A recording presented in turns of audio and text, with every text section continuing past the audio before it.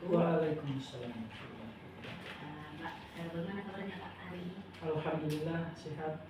Jadi hari ini Pak, saya akan melakukan wawancara dengan pimpinan sekolah.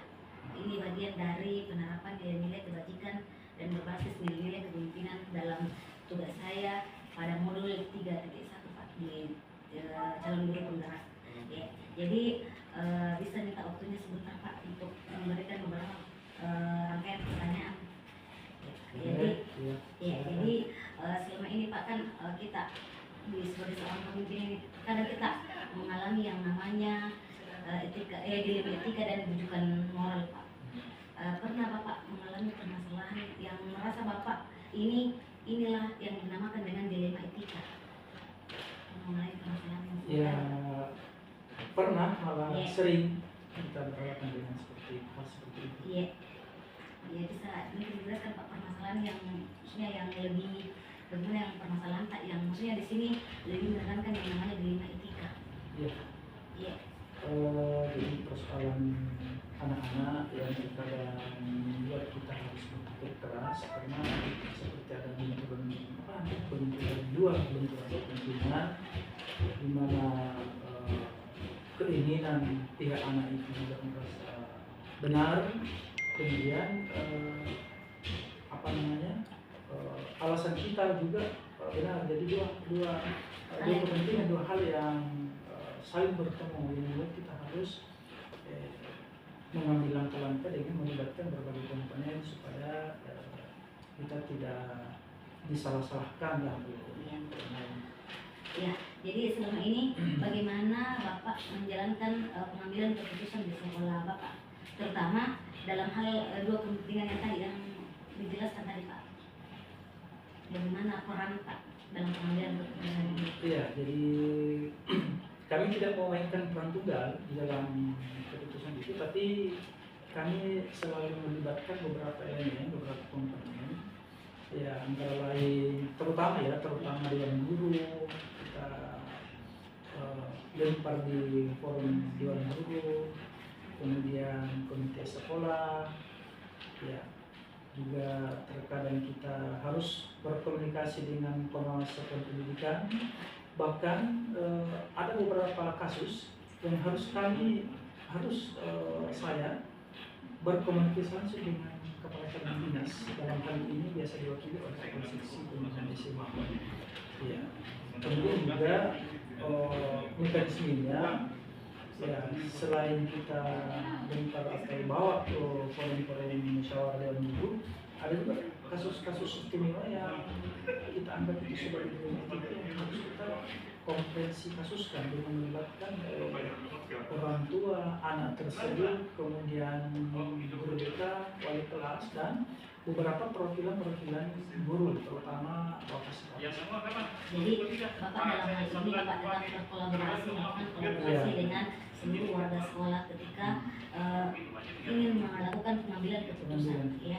Terus pertanyaan selanjutnya, hal-hal apa saja yang selama ini merupakan tantangan Bapak dalam mengambil keputusan? Mungkin ada hal yang masa ini hambatan Bapak mengalami hambatan dalam pengambilan keputusan. Ada dua yang kami rasakan. Yang pertama itu pandangan konservatif dari sebagian teman-teman guru, terutama guru-guru apa ya, sisa-sisa masa lalu ya, yang terkadang masih mau mengadopsi cara pandang atau paradigma pendidikan yang lama, di mana anak-anak itu dianggap sebagai objek yang harus dikuasai, ya, bukan harus dirangkul. Jadi anak-anak guru terkadang masih ada guru yang menerapkan pendekatan kursi, kekerasan kepada anak, yang seharusnya sejatinya saat ini di mana kurikulum mereka itu kan sudah tidak ada pendekatan seperti itu. Cuma pendekatan sekarang yang harus dikembangkan adalah pendekatan humanis persuasif. Nah, yang kedua, regulasi yang yang terkadang yang kami nilai belum tersosialisasikan secara masif ya kepada semua elemen, baik itu guru, terutama orang tua. Ya, kita tahu misalnya regulasi tentang kenaikan kelas saat ini anak-anak tidak ada lagi yang tinggal kelas. Nah, karena tidak ada anak-anak yang boleh tinggal kelas, nah inilah yang terkadang dimanfaatkan oleh siswa maupun orang tua untuk bisa tidak apa istilahnya, tidak konsentrasi, tidak fokus, tidak mengutamakan sekolah, maunya datang sekolah, maunya apa namanya tidak hadir ya, karena di belakang pikirannya dikatakan bagaimanapun juga tetap akan naik kelas ya, padahal seharusnya kan tidak seperti itu, bukan naik kelas yang kita sekolahi ya, tetapi bagaimana kita memperoleh perubahan pengetahuan, terutama karakter ya. Ya, jadi ada dua hal yang Bapak rasakan ya. Yang pertama pandangan konservatif, ini ada regulasi. Nah, ini belum tersosialisasi dengan maksimal. Ya, jadi dalam ini betul-betul luar biasa sekali dilema etikanya seorang pemimpin Pak dalam hal ini. Nah, kemudian di sini apakah ketika Bapak mengalami dilema yang seperti Bapak mengalami permasalahan ini, apakah Bapak langsung menyelesaikannya hari itu atau memang perlu dulu waktu untuk bisa menyelesaikannya? Iya, situasional saja. Ya. Ada yang terkadang harus diselesaikan pada hari itu juga.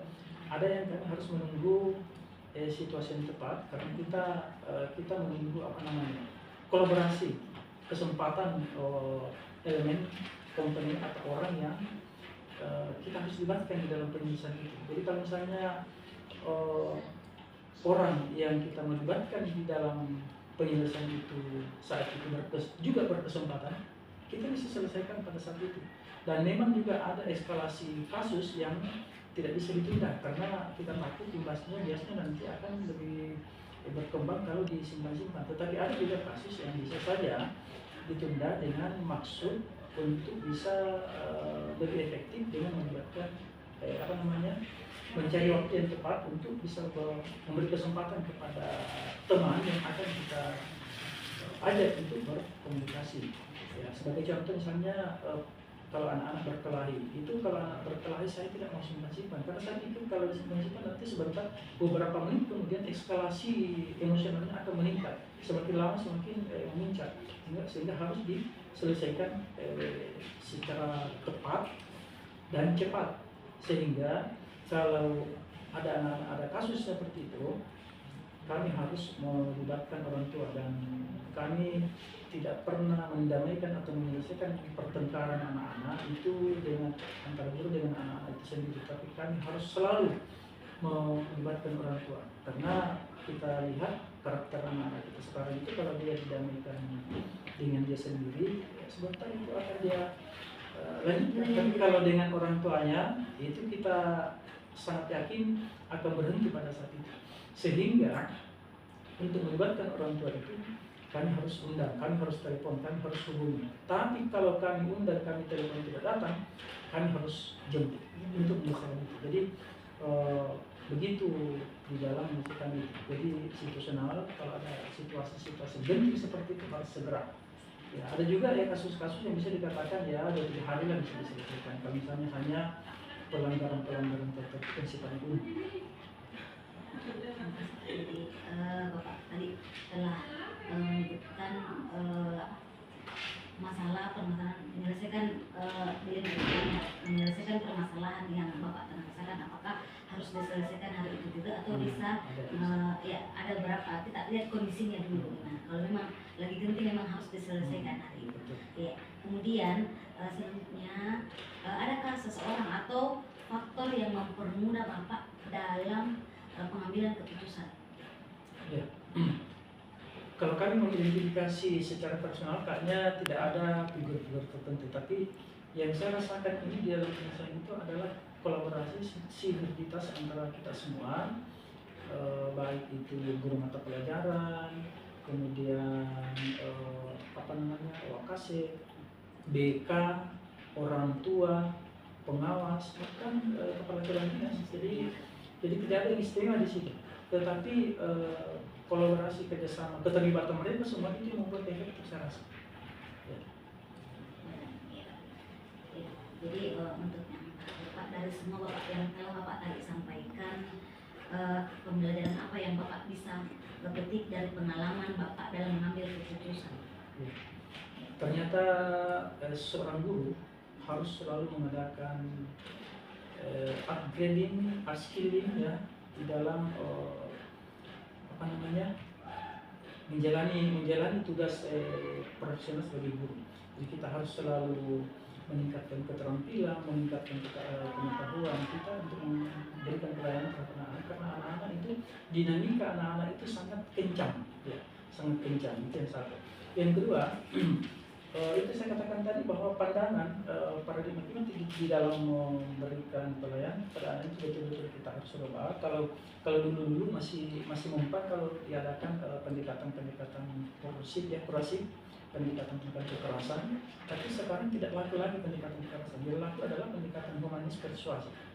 Ya, anak-anak di mana anak itu harus dirangkul, diberikan kebahagiaan dulu, kesenangan dulu, baru kita isi otaknya.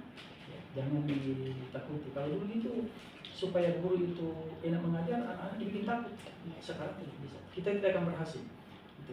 Jadi kita selalu harus meningkatkan kompetensi kita, bekal kita, karena dinamika karakter anak-anak juga sangat.